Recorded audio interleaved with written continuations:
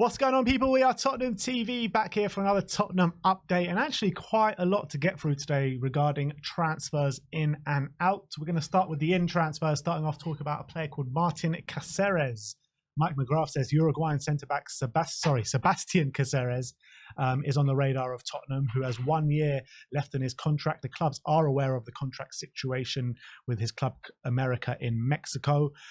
It's an interesting one. I did think it was Martin Caceres, to be fair, when putting these updates together, but do you know much about Sebastian? I don't know much about. I know about Martin. I don't know much about Sebastian. I mean, I do find it interesting that we're going for the data-led approach. We're following the numbers, and it always leads back to someone who has a year left on his contract. That's part of the data. That's part of the data is that the Levy always comes up with, which is a happy coincidence, I'm sure. But I've looked into him a bit. He's obviously 24 years of age. He's been described as a no-nonsense centre-back, which I don't know if that's what we're looking for, but maybe he's improved his game of late. Maybe it's for someone to fill in for Romero with all the suspensions. Exactly, someone who gets no nonsense. And look, he plays for Uruguay, I think. I think he's played a few games for Uruguay. So, I mean, I've never seen him play. I don't really watch his club, but maybe it's one that the data is pointing to. Yeah. I hope so. In terms of where he's been in his career. That's Martin Caceres. And I've typed in Martin Caceres as well. Let's just quickly get Sebastian. Where is Martin Caceres these days? No clue. He's long gone, surely. But in terms of Sebastian, he's only been out in South America as well, so hasn't kind of ventured into Europe just yet. Only 9 caps for Uruguay at the age of 24. Only 5'11" as well, not that tall. Not the tallest. Romero's not that tall either, to be fair. So, I always say Fabio Cannavaro was 5'9", so... Well, if Fabio Cannavaro can do it, anyone can do it, right? Not quite. Exactly my point. But anyway, let's move on to another centre-back who's been linked with Spurs. Record Portugal are saying that Benfica's left-footed centre-back Morato is part of the list of 5 central defenders that are of interest for Spurs. Benfica's central defender is highly rated by the London club, which have been following him for some time now. A lot of people are excited about him. Again, good young centre-back. Again, I see Benfica, but I haven't really noticed him too much. I haven't been exactly focusing on him, so I can't say too much. But I just know a lot of people are very excited about him, the possibility of bringing him in. Yeah, I was actually looking at a Twitter update from... Not Alvaro Morato, by the way. Yeah, okay. From Invert the Wing. And he actually... Well, what's wrong with him? Nah, go on. What are you saying? He's actually saying that that we should be going for the other Benfica centre-back, not him. Oh, the Silva. Yeah. Yeah, but he's going to be a lot more expensive, I think. Yeah, most he's younger. Not younger, but he's a lot more expensive. He's a lot more highly rated. That's the thing. Yeah. That's what Spurs should be going for, more highly rated players, to be fair. No, we go where the data leads us. Does Morato have a year left of his contract? That's a good point. If not, then the data doesn't lead us there. Let's just check quickly. Here we go. Morato, Brazilian centre-back. Contract doesn't say anything. I don't think this is the doesn't right have guy. A contract. This isn't the right guy. Forget the contract.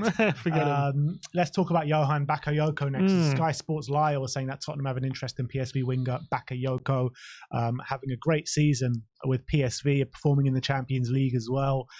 He looks like a real player, this guy. This is someone who I do know much more about because I have seen him play a lot this season, or especially when they played Arsenal in the Champions League, and he looks like a real find. He's doing really well in Europe. He seems to be making contributions in most games, and obviously he's having a fine season in the league. There was lots of talk about him maybe joining Burnley in the summer, or a lot of talk about Tottenham looking at him in the summer as well. Really tricky customer on the wing, can play on the right or the left, likes to cut in on his left foot, really starting to add those goal contributions to his game as well. He looks like one that is going to be moving to a bigger team very, very shortly, because especially when you see players from the Dutch league, when they're doing well in the Champions League, that's when you know they're the real deal. Yeah, absolutely. And I'm looking at his FB ref now, and literally every bar is just at the end with heavy green lines. So you'll talk about a player who's really good at take-ons, one-on-one dribbling, fast, tricky. You're talking about he's got all this data to suggest that he can play under Ange Postecoglou as a winger. Yeah, and that's the kind of winger we want as well. Someone who's really good at dribbling, taking people on quick, and he's adding end product to his game as well. Yeah. Next up, we're going to talk about RB Salzburg attacking midfielder Oscar Gloukh, who's making waves this season for Salzburg, both in the league and the Champions League. Lorenzo Laporte says Tottenham have set their sights on securing the services of Oscar Gloukh, a prodigious 19-year-old playmaker. Gluck's goal-scoring and playmaking statistics speak volumes about his potential, boasting 11 goals and 10 assists in just 50 senior career appearances for Salzburg. And that is some serious numbers for a 19-year-old. Definitely. And he's really... he started, was it this summer he signed for Salzburg or last summer? But I remember there was a lot of hype about him and whether he can make that step up, and he's really doing well right now. And it's not just that, but internationally as well. He's becoming one of the leaders for the Israeli national team. Even at 19, he's become one of their go-to players, and he's enjoying their group phase. He's stepped up a number of times and got crucial goals, and really, really impressive. And he seems to have a lot of talent in his boots. And he seems to be going from strength to strength. And especially for Salzburg, we've seen so much talent come out of Salzburg. They really know how to spot good talent, don't they? So the fact they've identified him and he's really doing well for them tells me that this guy is definitely one to look out for. And it might be one that Spurs won't have to break the bank on for, someone of that talent and that young. I'm looking at it and I'm thinking, if we could get Lo Celso out in the summer and bring him in as a replacement and have Maddison and Oscar Gloukh fighting for that kind of number 10 position, I think that would be brilliant. He reminds me a bit of like a right-footed Kang In Lee. That's what he reminds me of. Let's get both in. Yeah, 100%. Next up, this is a player which you'll definitely know of. He goes by the name of George Feeney. The BBC say that Tottenham are interested in 15-year-old Glentoran striker George Feeney, son of former Northern Ireland forward Warren Feeney. George Feeney has made 6 appearances for Glentoran this season and has netted his first senior goal last month as a 15-year-old. Wow, that is impressive. I do know Warren Feeney, and obviously I don't know this guy, but Warren Feeney was a decent striker for Preston, I remember, and for for Northern Ireland. It was okay. I don't think he ever really was good enough for that Premier League. But look, why not?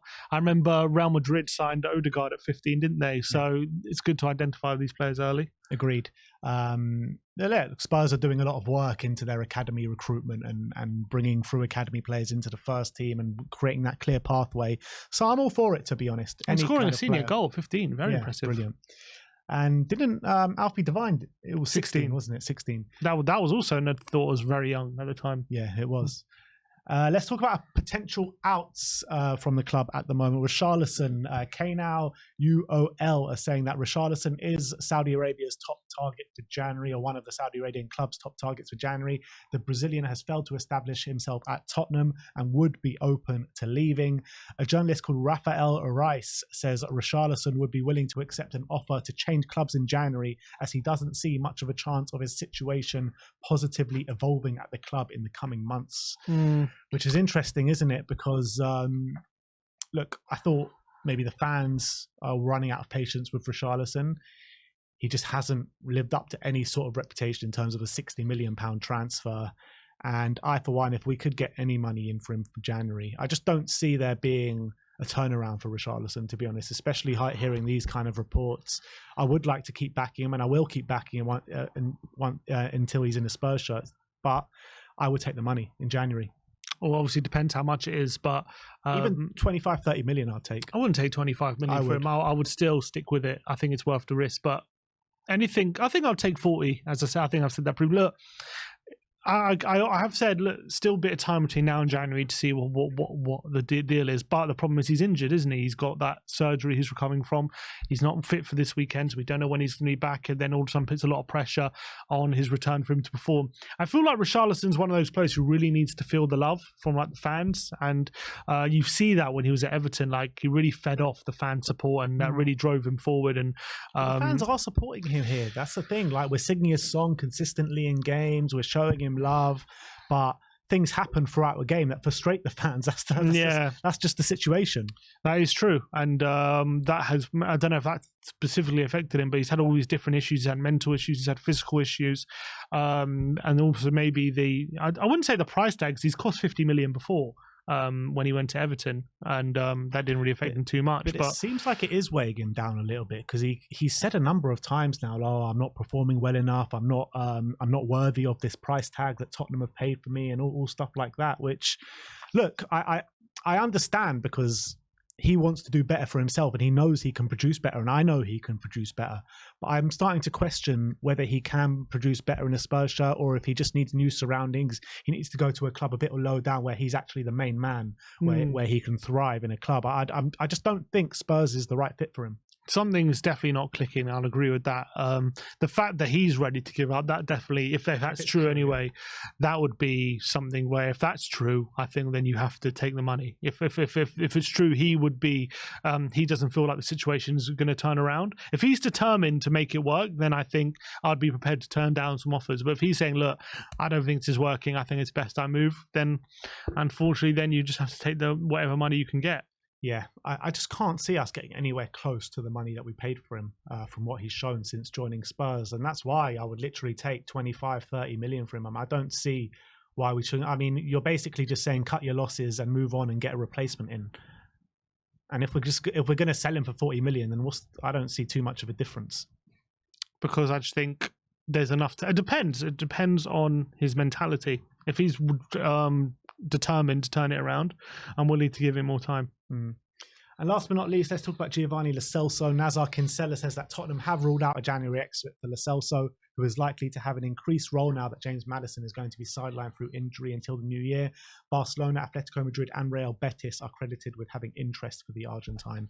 I think that should be the position from Spurs, because hopefully the plan will be he gets integrated more into the team now. Maddison is out and he gets some opportunities to show what he's worth. And while Maddison is out, we're going to need the creative void to be filled somewhere. And hopefully Lo Celso can help fill that burden.